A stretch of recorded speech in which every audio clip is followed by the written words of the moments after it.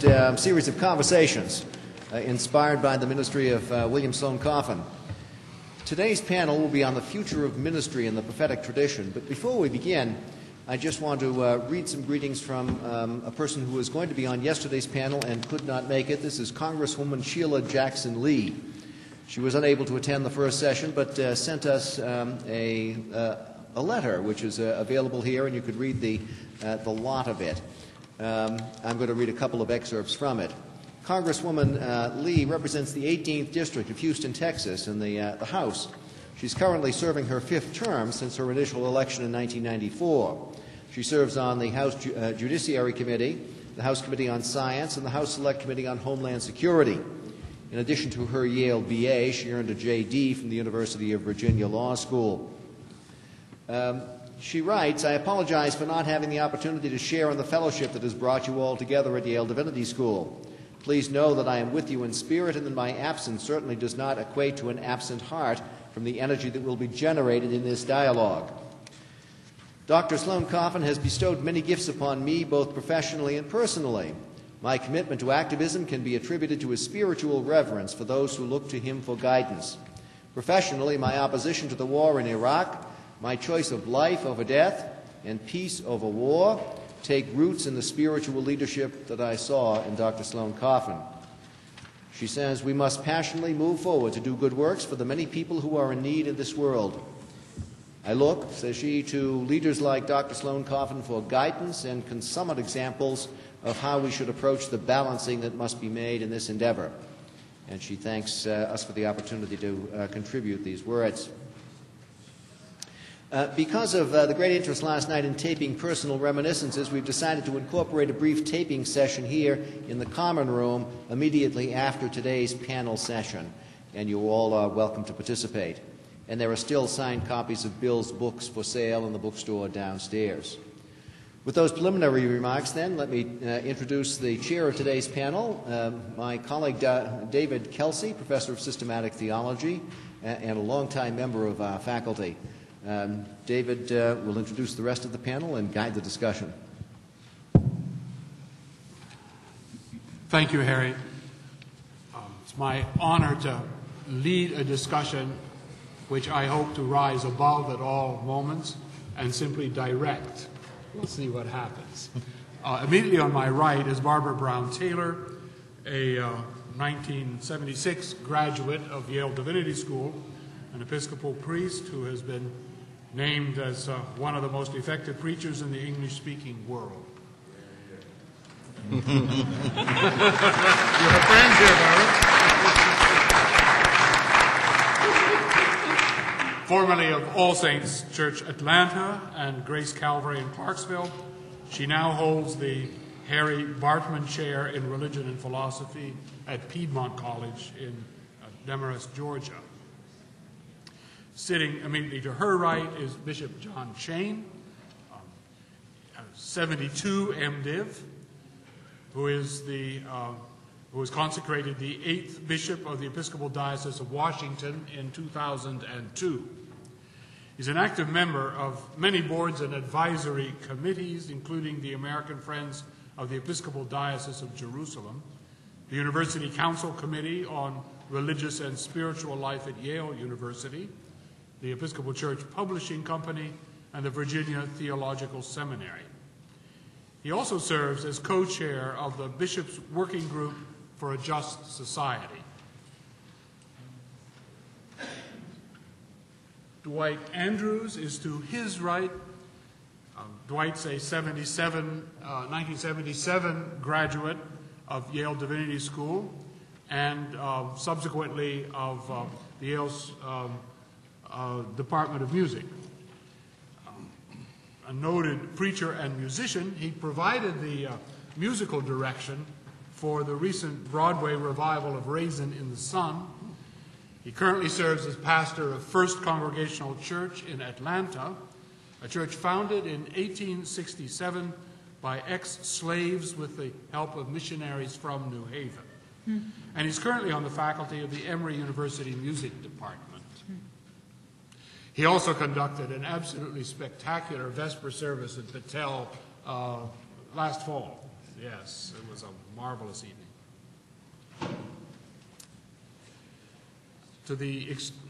This is wrong, but to the extreme right, to the extreme right of this panel,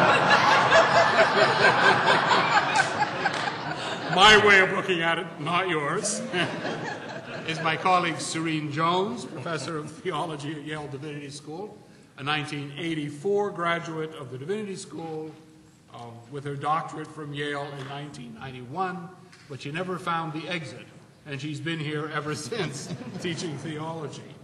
She is an ordained minister both in the Disciples of Christ denomination and the United Church of Christ, and serves on advisory committee for the Wabash Center for Teaching and Learning in Theology and Religion, on the Yale University Women's and Gender Studies Council. She has faculty appointments at the Law School and the Department of African American Studies, and is a contributor to the recently published Dictionary of Feminist Theologies. The panel's theme today is the future of ministry in the prophetic tradition. Yesterday, the theme was the legacy of Bill Coffin's ministry and a prophetic ministry in the 60s and 70s. A theme that was struck in yesterday's panel discussion was the importance of the churches contributing to create a culture focused not on fear but on hope. And as one of the quotations read in our chapel service just a half hour ago from Bill put it, whereas the beliefs of the Christian world are rooted in its traditions, its hope has got to be rooted in change. So we turn to think about the changes that may come over prophetic ministry now 35 years after the 70s. I want to open the panel discussion by asking the panelists to reflect on the changes that come to their minds in American culture and society in the last 30 years that would require us to reimagine what prophetic ministry would look like in the early 21st century. The floor is open. Anybody who wants to jump in may, otherwise I'll call on Serene. He's going after the far right once again. It's an old practice.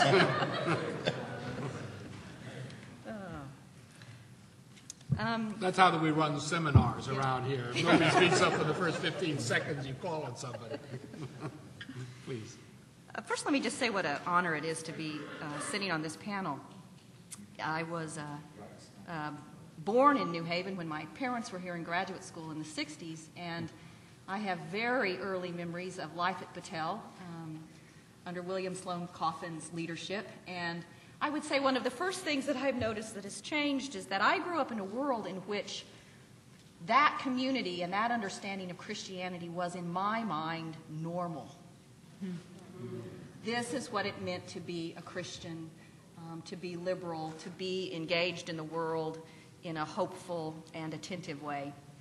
And it seems to me in our present context it's harder and harder to find places like that. And it's harder and harder to find young people for whom that reality is considered normal, not something they have to work to figure out.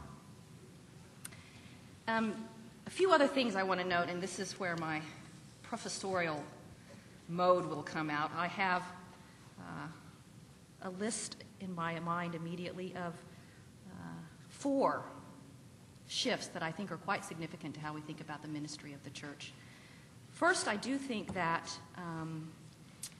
we live in a world today in which the market forces of post-industrial capitalism have succeeded to an extent we never imagined in what I refer to as the colonization of our imaginations. That in the 60s, not to be nostalgic or naive about that world, but there were still emancipatory spaces for hope, spaces for art, spaces for possibility that the market has consumed.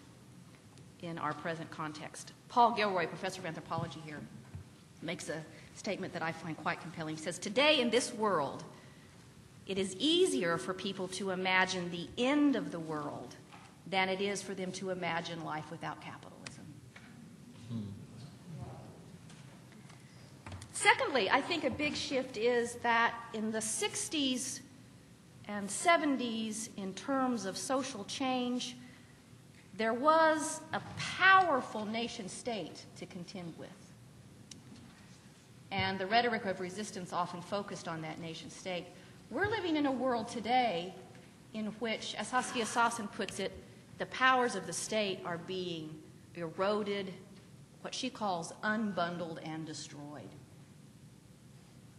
We need to be careful about how we think about the nation state in terms of social change and the building up of the nation, rather than simply the disintegration and divestments of its power needs to be at the core of the church's mission. Thirdly, I would say that we live in a day in which we are seriously seeing, and the religious right gets this correctly, we're seeing the unraveling of the family as we've known it. And that has in large part to do with the fact that women are working in very large numbers, and we haven't yet figured out how to configure our intimate social relations in ways that are sustaining. And the stress that that puts on people in their daily lives is enormous. And the church needs to do a lot of thinking about how we attend to that in ways that are hopeful and not regressive, but nonetheless realistic. And then finally, I would say that I see this in my students every day. I see it in my own daughter. The extent to which technology and the internet is reconfiguring not just the way we organize, but the way in which young people's brains work.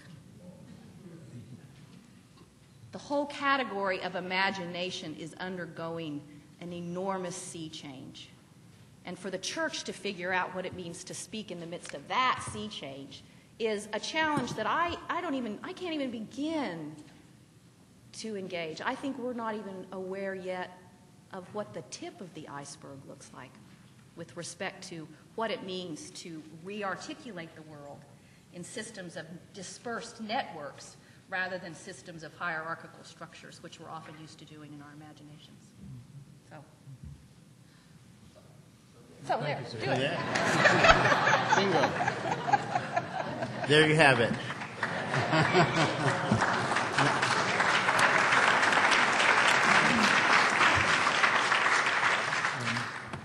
I think I can pick up exactly where she's left off. I think there are several issues that I really got excited about getting a chance to come here and share with you, because I think if you look around this room, it speaks to part of the issue. One of the ironies, it seems to me, of the 1960s and the civil rights movement and ultimately the human rights movement is that we were trying to build this sense of a beloved community in which there was space for all of us, and that the idea of difference would actually be a plus, not a minus. But I sense that one of the things that has changed is that we are more disconnected than we have ever been since the Second World War. That, in a sense, we are segregated in such complicated ways that we can even be in each other's midst but not be together. And for that reason, I think our problems are much deeper and much denser.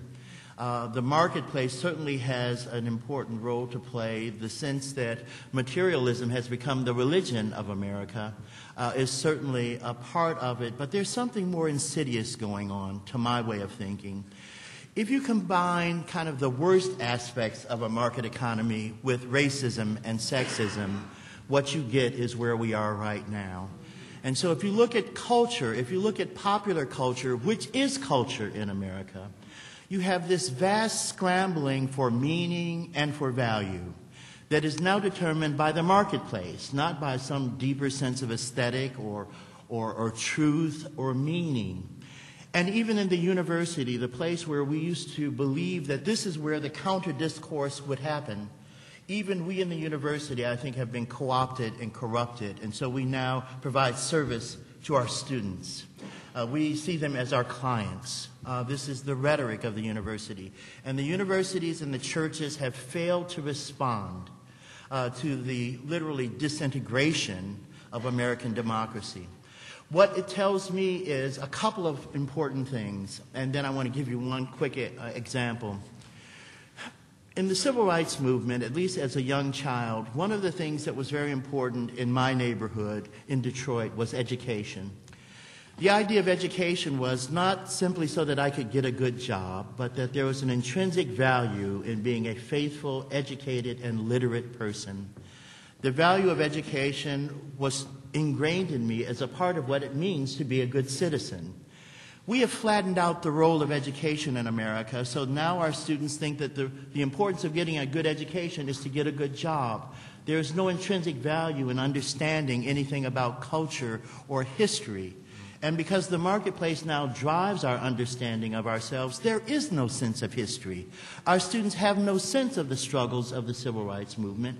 So as we begin to think about what we need to do new, I think one of the things we need to do is to recapture the old. Because people have no sense of what ground has already been covered, what struggles have been fought, won, or lost. And if you read the literature, even the assessments of the 60s, they have become muddled in their message about what the civil rights struggles were about. So younger students, in a sense, have no sense of what were the values that drove the movement, that go beyond just integration and go beyond even economic justice. There's no sense of an arc. So part of what I think the church and our educational institutions and all of those things which I think are a part of what has made America so great must respond to is a sense of recapturing the imagination of building a beloved community. My one example that I want to give you is hip-hop music. Now, I happen to like some hip-hop music, and since I'm a music theorist by trade, I can analyze it and I can tell you all of the different parts of it. But if you think about hip-hop music from my vantage point, it's a wonderful analogy for what's going on in our world today. The music that you see, the images that you see of young black men and women are some of the most negative and bizarre images that one could see in popular media. We now have middle-class children growing into the images that they see on TV. These are the images that the civil rights movement fought to get off of TV, the idea that all black men are buffoons or they're dangerous. Now, these are the common images that we as a culture have embraced. And now we pay $18.99 to buy a CD that reinforces the most negative, stereotypic images of African Americans that was born in the 1830s and 40s. Do you see the problem? If we ingrain the things that separate us, and if it now can be sold, and so that the black artists themselves are seeing this as a part of their artistic freedom, there is something wrong here. There's something wrong when a hip-hop artist says, well, I'm just saying what it means to be in the hood, and they live in Scarsdale. There's something wrong here. And it tells me that we have to get back to something more essential about what it means to be a faithful citizen. Bottom line is simply this. We have taught our children and ourselves that what it means to be successful is to be prosperous. That's the way we can affirm that God is good to us, because we have stuff. And that's the problem. We have no deeper sense of the inner peace that we've heard so much about today. And I think that is our challenge. Thank you, Dwight.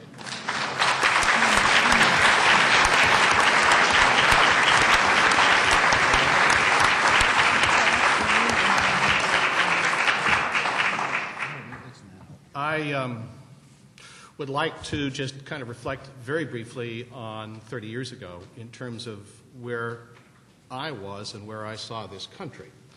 And I believe this country saw itself, without a doubt, one nation under God, and it defined that phrase as being a Christian God. And that powerful understanding, very much unconscious in so many ways, was one of the drivers that really was a part of so much of the work and energy of the movements that were engaged in this country back in the 60s, 70s, 80s, and 90s. That time, this culture was dominated by male power. It was basically all white. It was basically privileged. And so the power structure that drove the movement, if you really look back into the guts of at least the white revolutionary movement in this country, It was white, privileged male, and it was basically very powerful based on those givens. There was no other way to reflect on the nation at that time other than that was the way in which we were. We claimed diversity, and we look into the 21st century, but basically the diversity that I look back on was really a pop diversity. It really was. What we said it was what it really wasn't. So we struggle today, moving into the 21st century, trying to understand and identify what diversity really means. Back in the 60s, 70s, 80s, 90s, globalization was defined by Vietnam, Cuba, and the Soviet Union. That basically was the vision of what globalization, or what our relationship with the rest of the world was. It defined our foreign policy. It defined our way in which we looked at the world. In a sense, it defined our very theology. So we have a huge shift that we have to make as a church in the 21st century.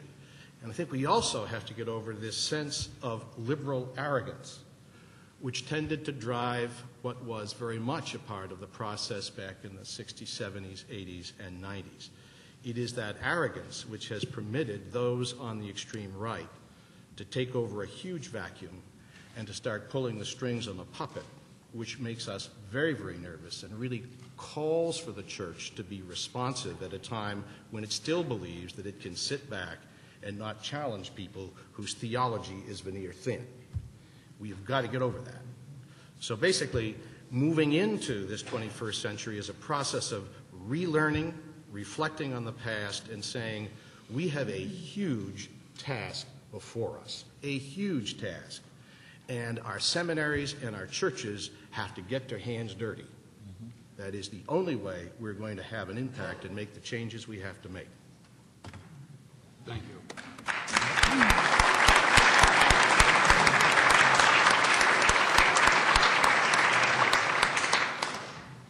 I will talk about the only thing I know about, which is not economics or politics, but words and language. I learned from Bill Coffin the power of speech, that speech can become event, the power of language, and I think largely due to his influence, embarked myself on a life of the love of language exercised in the church. If I talk about changes, since those days, it would have to do with the area of information glut, with the way in which so much of the language that comes at us these days is disembodied language, language divorced from physical reality, from ordinary experience. It is often disheartening language. It is language that seeks to define reality for us in ways that leave hope a very narrow margin in which to operate. Language that is chiefly after our pocketbooks, after making a profit off of us. So that I see those changes and find myself in the position of a preacher who thinks that the way forward for prophetic ministry may have less to do with talk than with breaking jars and eating scrolls and things like that. I'm interested in re-embodying the Word. I heard a wonderful address on the part of my colleague at Columbia Seminary, Chuck Campbell. It was his inaugural address in the Peter Marshall Chair of Homiletics there. The joke at Columbia is he is a man called Chuck. But his remarkable inaugural lecture was called "The Preacher as Ridiculous Person, Naked Street Preaching and Homiletical Foolishness." And he let us know within 5 minutes of beginning the lecture that he meant literal nakedness. He cited Basil the Blessed of Moscow, who preached naked in the streets of Moscow. The Old Testament lection for that service was from Isaiah. I was not aware Isaiah preached naked for almost 3 years.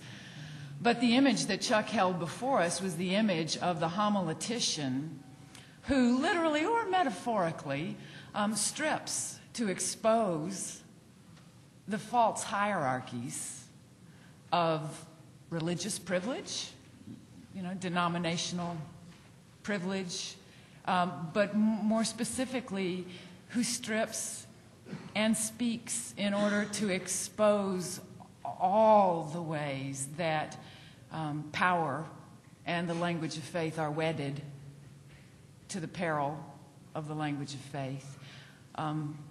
Both Basil's predecessor being Jesus naked on the cross as a judgment of the powers that put him to death. So as I reimagine the preaching task, I would put it under the heading of the re-embodiment of the word, that the word proclaimed in places like this is a word made flesh, and disconnected, disembodied words won't cut it anymore. So I'm looking for more naked street preaching.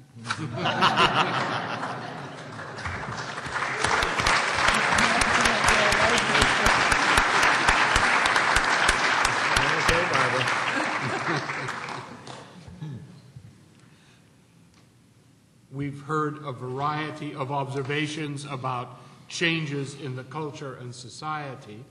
I think Barbara has begun to move the conversation to the next step, which is to ask a sort of so what about specifically prophetic ministry?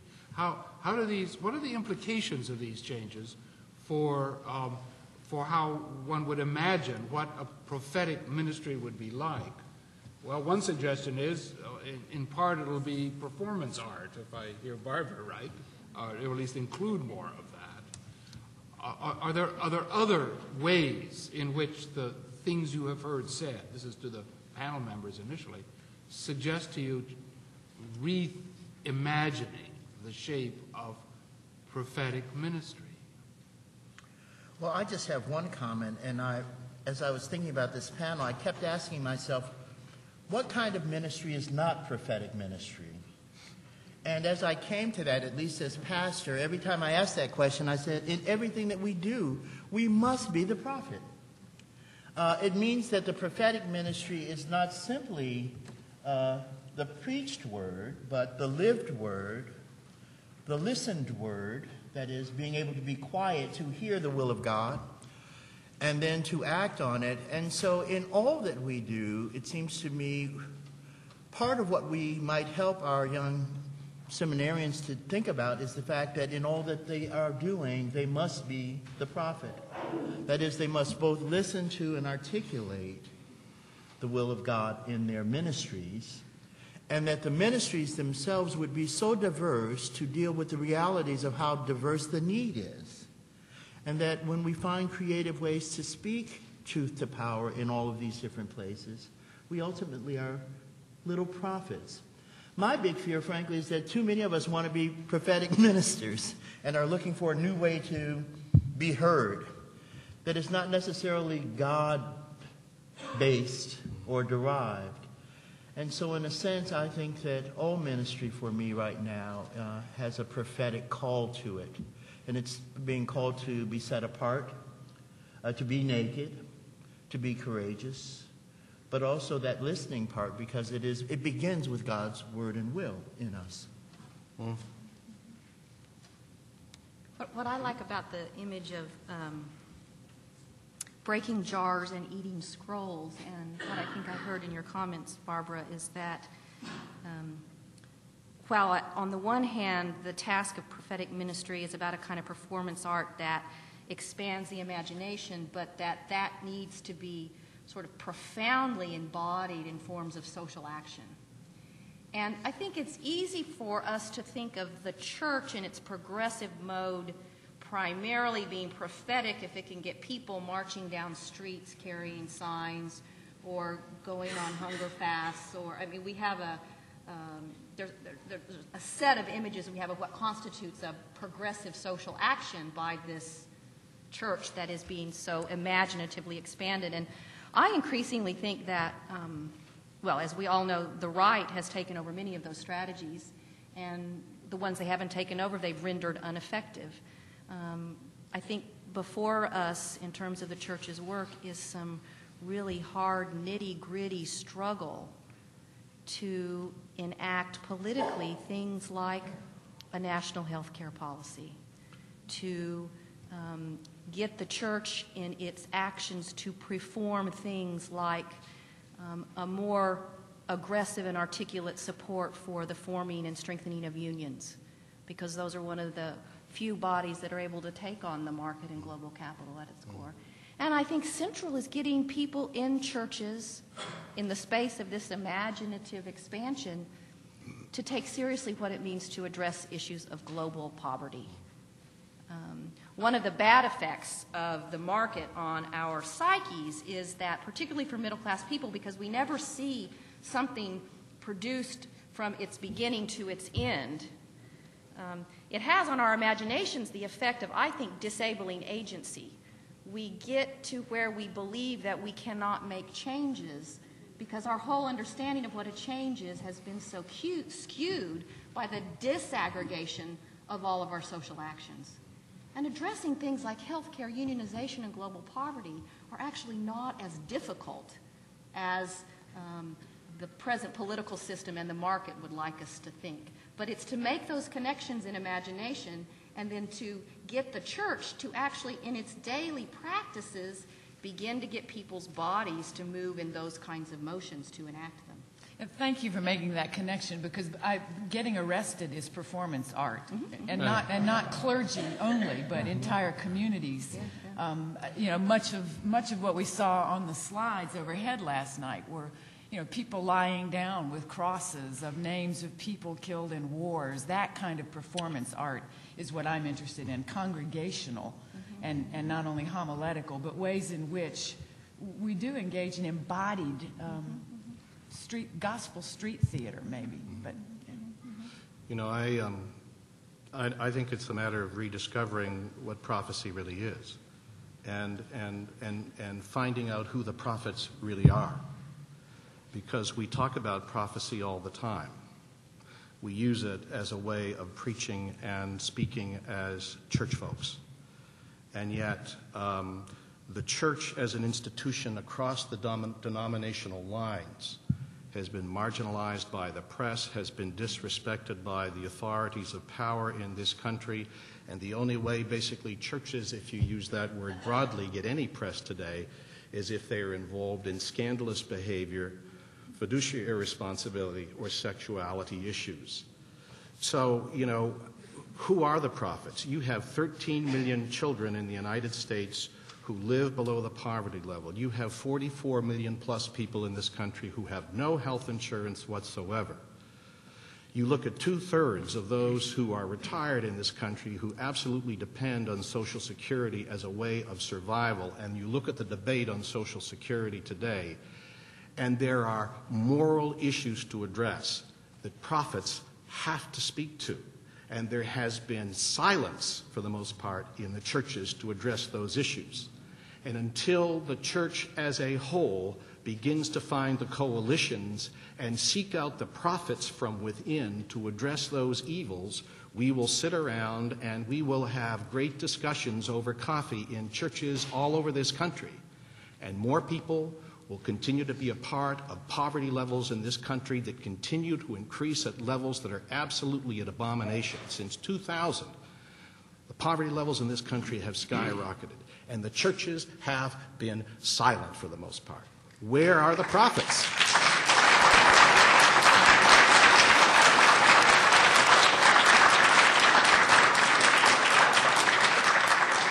But I think there's a core issue, though, that we have to put on the table, which is, in the midst of this great need and these huge social problems, that part of the issue of being prophetic is being able to live the prophecy. And part of my disconnect is that many of us want to figure out a problem for the poor that we will not be with in any kind of real living day-to-day way.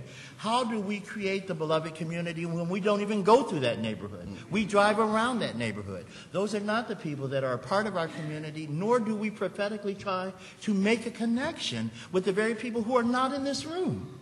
this becomes a conversation amongst us in a way that I think speaks to that disconnect. And I absolutely hear you.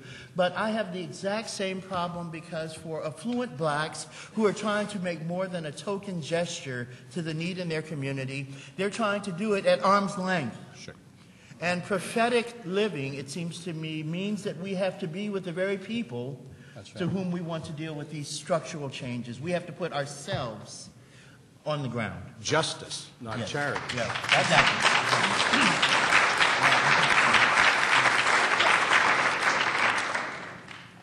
Two things, though, as I listen to these remarks, I don't mean to be a negative voice in the midst of all of this, but in my experience, one of the challenges we have these days is that the progressive church does speak, but nobody listens. I mean, denominations come out again and again with strong statements on social policy, and I happen to be a part of two progressive denominations, but it's just not a matter of the church not saying things. It's a matter of having a forum for those things to be heard, but it's even more importantly a matter of figuring out what it means to make a statement. And I also think with respect to the activities of performance art that yes, getting arrested is a form of performance art, but those forms of action are no longer working politically as a prophetic gesture. So I think both of the points you raise are important, but as far as they relate to the immediacy of our present situation and what the church is to do, we need to somehow begin to think beyond those kinds of models. I think for even defining what a church is. I mean, the internet and the form of our lives is reshaping it beyond thinking simply in terms of a local congregation and how we move, or even beyond a denomination. Right. Similarly, what constitutes a social action? Is it just getting arrested? I've been reading lots of interesting social theory, which is talking about the emergence of something called the multitudes as an object of action, in which you begin to see how do you mobilize people who have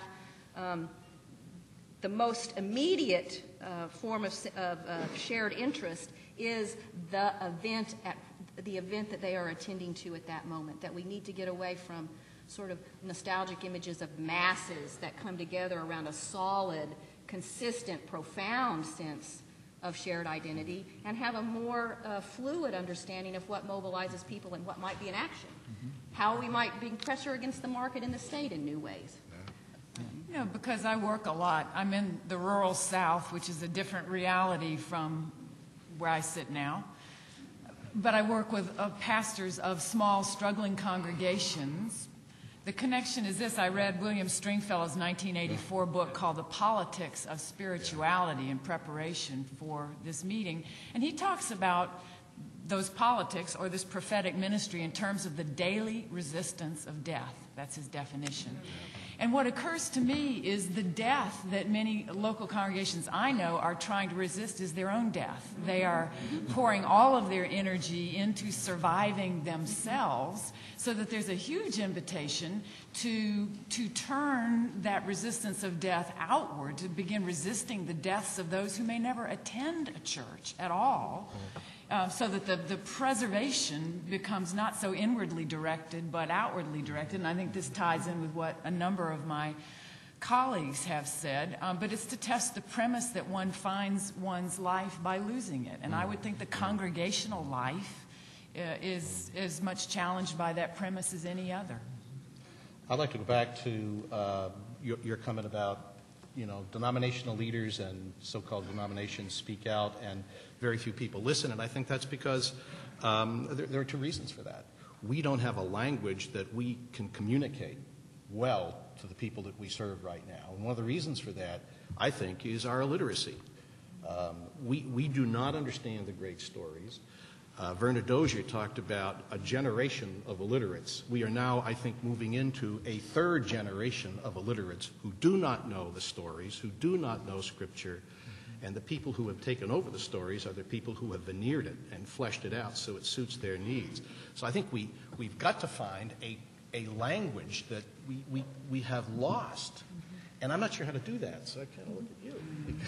Because words are very important. And Bill had that great ability to use language and to use words to motivate and to empower and to communicate with. And that's something that goes beyond the 60s, the 70s, the 80s, and the 90s. That's still very current today.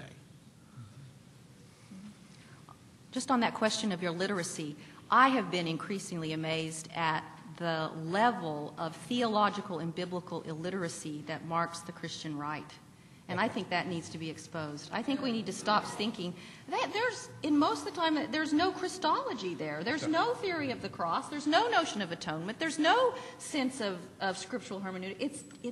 It's bad theology. And so I think we need to stop thinking that the liberal church is somehow theologically lost, and the Christian right has stepped up to the plate to be theologically bold, and switch it around and say there's actually some substance over here, and this is empty.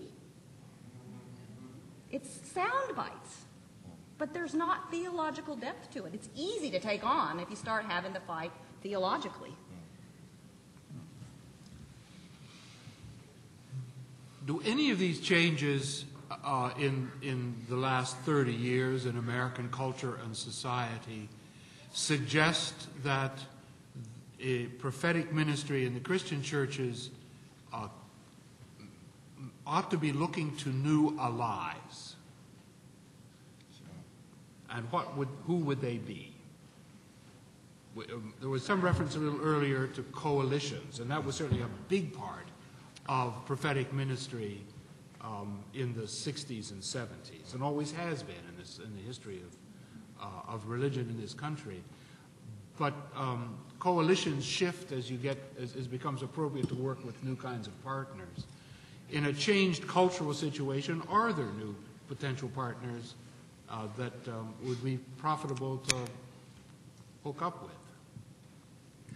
Well, I think the idea of coalitions is always compelling and would be important. I'm not quite sure what the new coalitions might look like, because one of the things that has happened since the 60s and the 70s is really the rise of the megachurches, many of which are non-denominational, many of which are kind of charismatic leader-driven, and they're completely disconnected from kind of denominational conversations, and that's very, very much in tension. This is no accident that they build huge campuses and have their own credit unions and health clubs and neighborhoods and gated communities and heliports.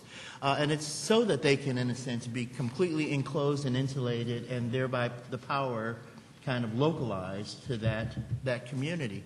And one of the great struggles, it's clear to me, is the theology that's coming out of some of our megachurches, not all, but some, because their success has in part been based on the sound bites, the entertainment of worship. The illiteracy is right. It's right in that chasm that many of these churches are so successful.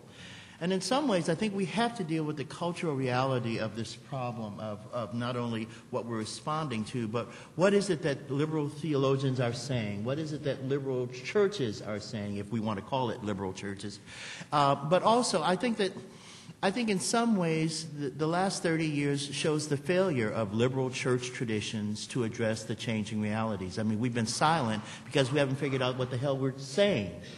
And because we haven't wanted to do, in a sense, what the civil rights movement set us on the precipice to do, which would be to actually live together, to actually talk together, to actually, heaven forbid, worship together. We are every bit as segregated in our minds and in our spiritual practices as we were 40 years ago, if not more so. And it's in that chasm that all of these these new traditions have sprouted up. And because we haven't been able to teach a tradition to which people could feel a part of, in a sense, I think we've lost some very, very important battles. Think about it this way.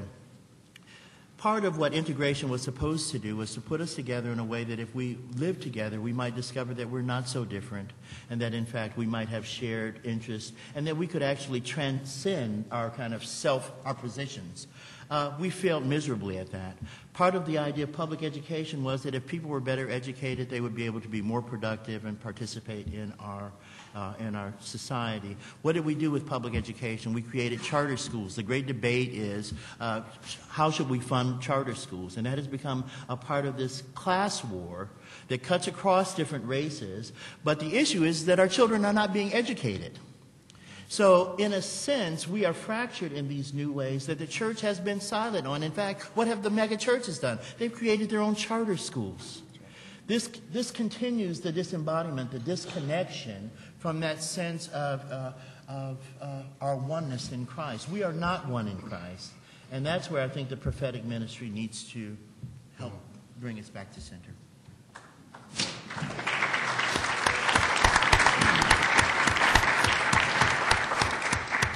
I want to push this just one step further. Yesterday, there were suggestions that seemed to me to be saying the progressive churches ought to look for allies, form coalitions with some parts of what gets altogether too easily lumped together as them on the right.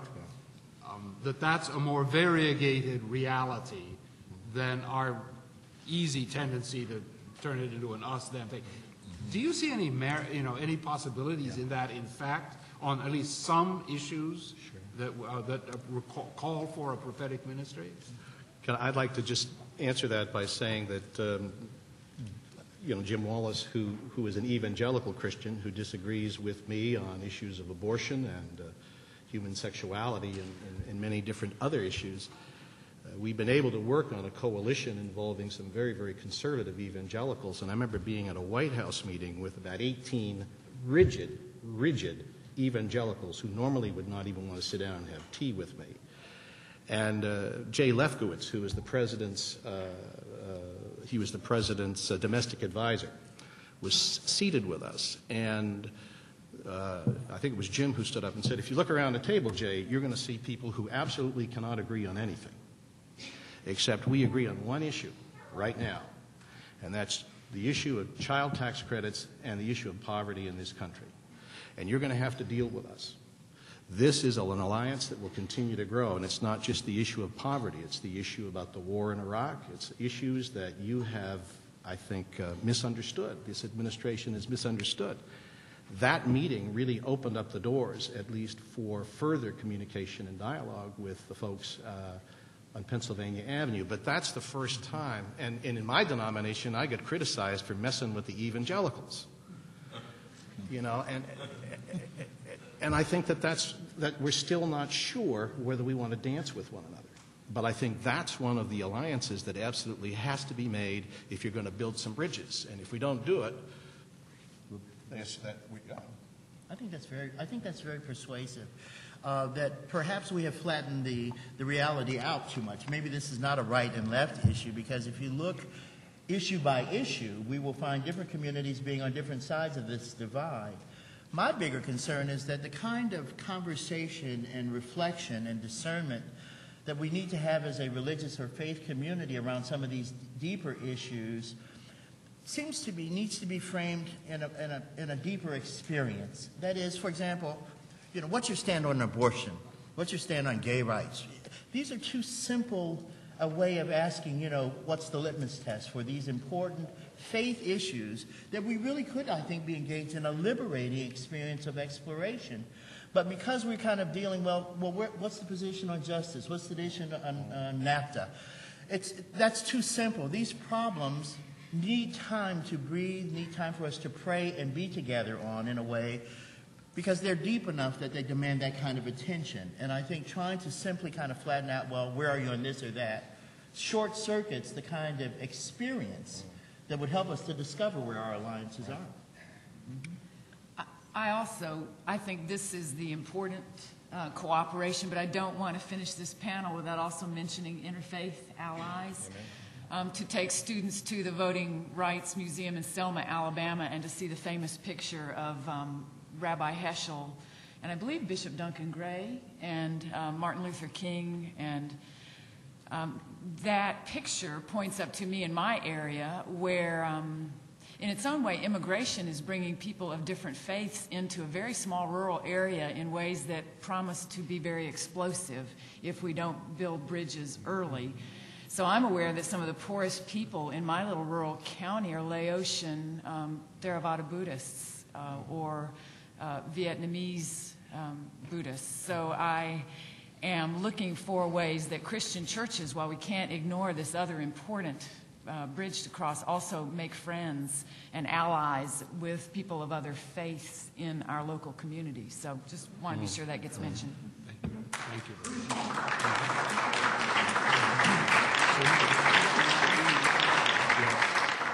And just to add to the interfaith piece of it, that I think churches' conversations with Islam right now are particularly important, and that is an area that we have very little history with or clue as to what to do with. And it's not only a conversation with the Middle East, but it's a conversation with Islam in our midst. On the question of the Evangelical Alliance, my parents belonged to a small Methodist church in Muskogee, Oklahoma, and probably 70% of the church voted for Bush. Those 70%, though, would by no means describe themselves as evangelical. They were conservative. But the interesting thing is, if you actually sit down and talk to them theologically about social issues, they're actually more progressive than the media would suggest they are when the right gets typified politically.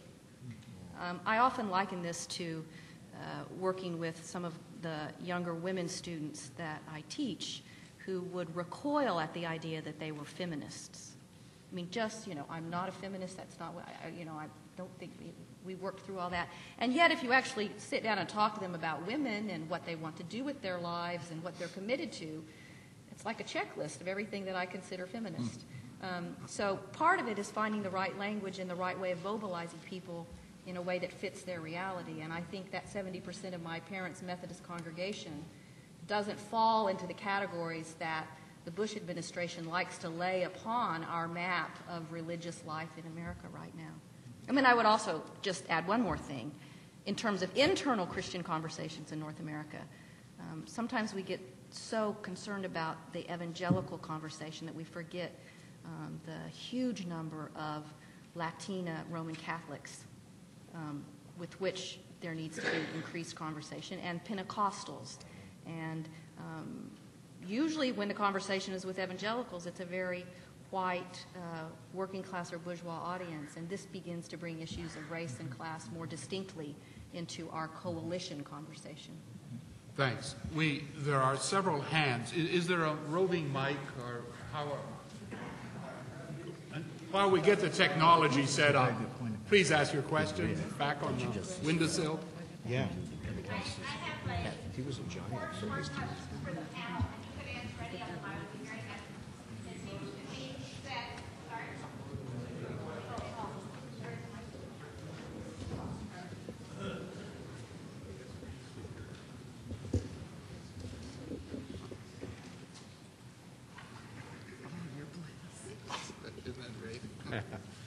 We like your T-shirt. Oh, well, never mind. Yes, my name is Bliss. My understanding of prophecy is that prophets are called to speak a living word. So I'm interested in what, in your experience, is the living word that you hear being spoken right now that has this sort of, it cuts like a knife and calls us forward in hope, and the images and enchanted language that you're hearing that you find compelling. So then I can tell who the prophets are who are being called. And I guess the second thing is what your observation is about the economic imagination of the church that's being preached. Because if the market as a dominant paradigm is not sufficient to God's economic imagination, then again, what are the resonant images and words that you're hearing that call us to a more expansive imagination about economy? Thank you. Let's just have a prophetic word. No, please. No. I don't know quite. I mean, it's a really good question. Yeah, that's why we're all fighting about who gets to go first. Let me, while my colleagues distill their remarks, I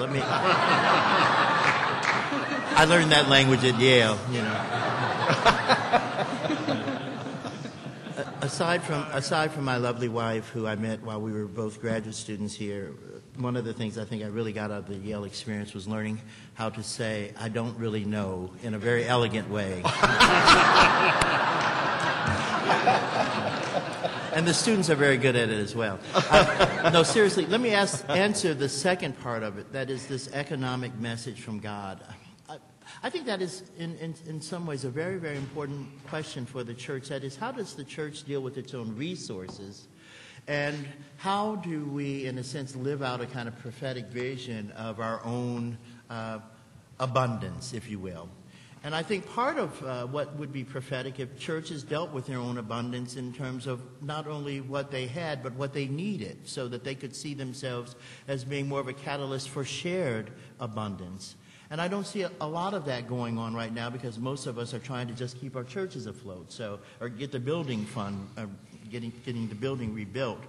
But I do think that a part of prophetic ministry in these days of our great abundance in America would be a way of teaching and reaffirming this sense that we have God's blessings to share, and helping our congregations and members to think about that, as opposed to amassing these great fortunes and then, in a sense, thinking that that's the end point as opposed to the beginning point.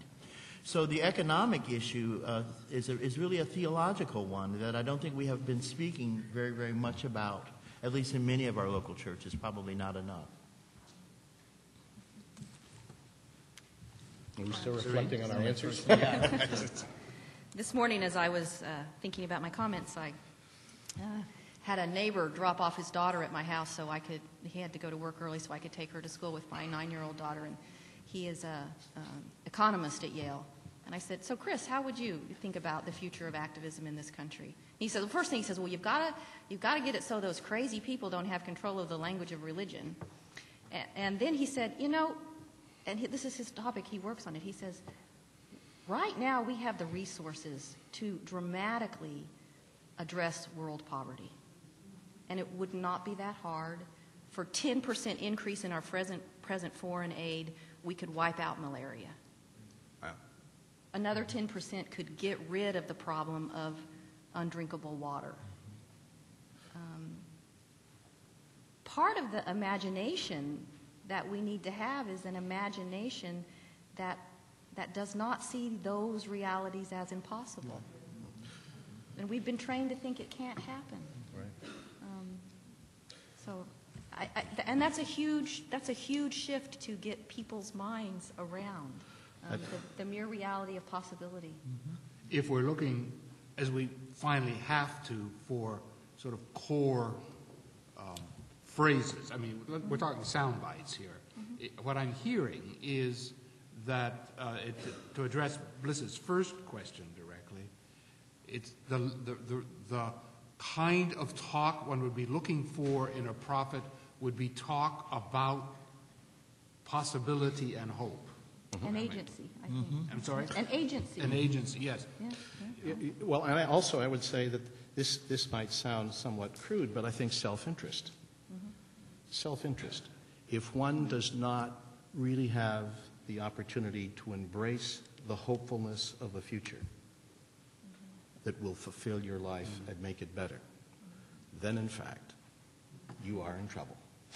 But there's this sense of hopefulness and dealing with self-interest, and I think that's the economic issue is, you look at if you take a look at the continent of Africa as an example, if Africa fails, my grandchildren are going to fail. Self-interest. Quickly, because I feel compelled to come up with names, all that occurs to me is A, they aren't national names, they're local names, they're regional names, and B, they're not often church names. Desmond Tutu might be a national church name. What I was trying to think of for prophetic voices is who would I get out of bed to go hear? And I'd go hear Wendell Berry, who doesn't identify himself chiefly as a church person, but has a great deal to say about economics in this country. I'd go hear Scott Morris, a graduate of this school who's working out of the Memphis Church Health Center, to work for not only immediate care of poor people, but also to secure more health care for them. I would go hear Sister Prejean, who's been a guest at this school. And I would also hear a Muslim imam in my community, an African-American imam, every time I hear him, I hear a prophetic word for people of faith to work together on the sorts of things we're talking about. So they're not all Christian voices, they're not national voices, but they're local and compelling. Please. I think that what I wanted to contribute here or to ask about is the very local church situation. And for instance, in Connecticut, where I've been for a while, hearing preaching. And when I grew up in the 20s and 30s, it was another time more like Vietnam in a way, because I learned about racism, war, and poverty from the pulpit. As a young child, I heard this kind of thing all the time. It was connected with the Bible, with Jesus and his teachings. And I don't, in Vietnam times, it was wonderful for me because it came alive again. But today, what I think is that kind of thing, the thing you're talking about, how to talk about economics and justice, economic justice, is going on in the wider church. But I don't know whether it's because of various Yale divinity schools or what the reason is, but it seems to me preachers today don't even believe they're supposed to be prophets. And I think that, they're priests and they're pastors. But I don't think they're being taught to be prophets. And I just think everything you're saying is wonderful if they could hear it. Who really stand out as being very prophetic witnesses for the gospel of Jesus Christ. And I think we've got to be clear about who the prophets are. And you were very clear about looking at the local level. And I think all of us could touch that. And also, prophets don't often get long-term disability and dental insurance from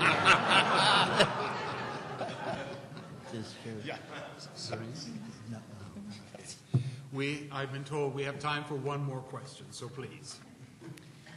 I'm struck by the lack of the good news in this conversation, and there is a lot of good news. There is a very vigorous faith-based community organizing movement in this country.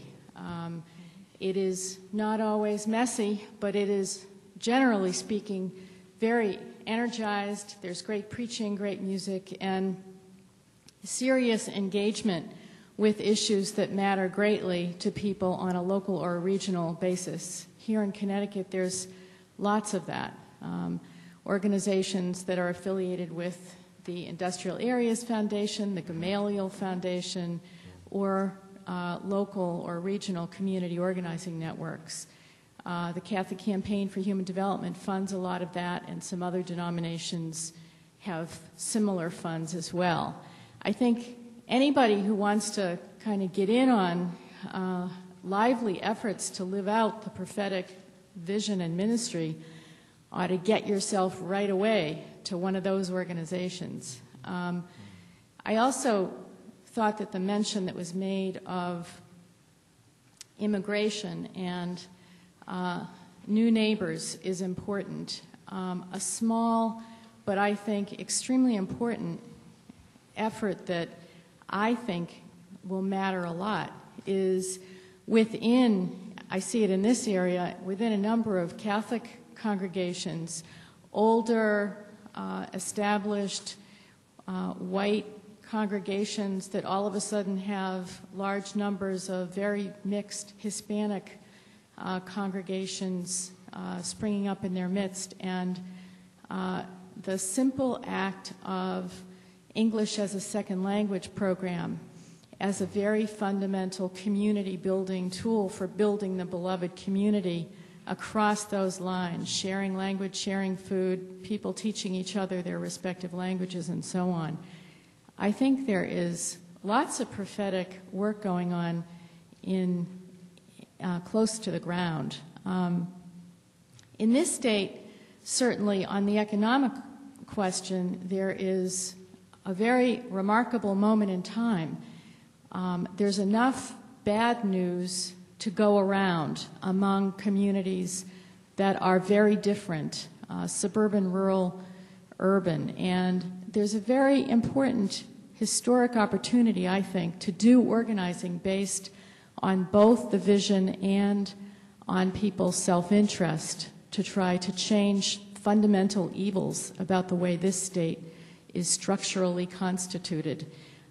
Work that brings into focus regional issues, work by Myron Orfield and the Gamaliel Foundation, and in this case the Catholic Archdiocese and the Interfaith community in Connecticut. I see lots of good work going on. All of it needs more engagement and broader support. But I think there's plenty of good leadership out there in the church community, and I think it should be celebrated and supported. Thank you very much. It's good to be reminded of the good news locally, this local relative to Connecticut. The localist theme has emerged in a big way in the last few minutes of this discussion, and that's probably a big piece of the shift in the culture in the last 30 years. I want to thank our panel for this lively discussion and for all of you to be.